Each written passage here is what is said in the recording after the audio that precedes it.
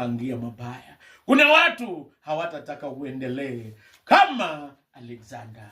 Je, umewahi kutana na wao kwa huduma? Wakati mwingine wengine wakikutana na watu kama hao wanalia, wanalalamika, wanasumbuka. Hata wakati mwingine unajidharau, mbona alinifanyia hivi? Jua ya kwamba wako wale watu ambao watakuumiza katika hii huduma.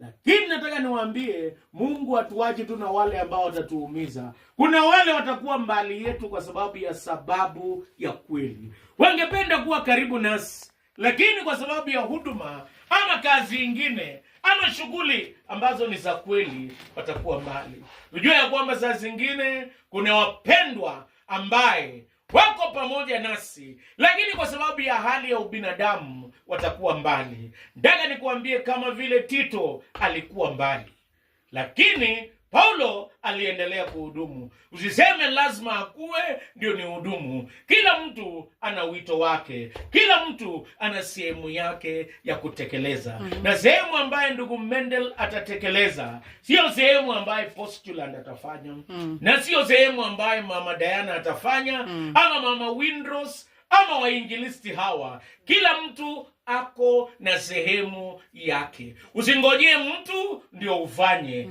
Fanya sehemu yako, hata wakati mwingine bila kuuliza ama bila kutafuta watu wakukubalie na kukupigia makofi. Saa zingine mwenye unamuita akupigie makofi ndio ule wa kukuumiza.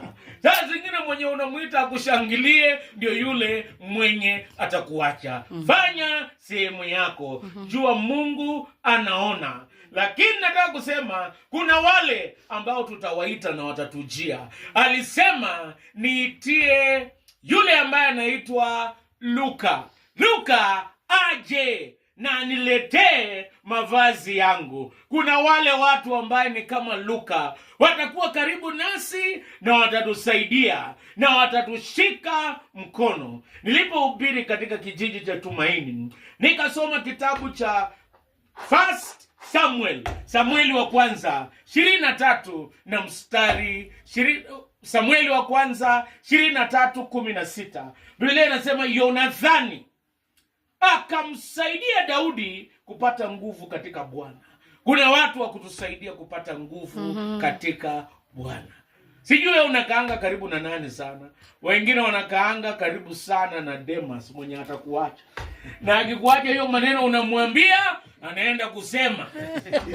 Na kuna wengine wanakaa kwa Alexander maneno unamwambia ndio anakurudishia na kukuchimbia chini.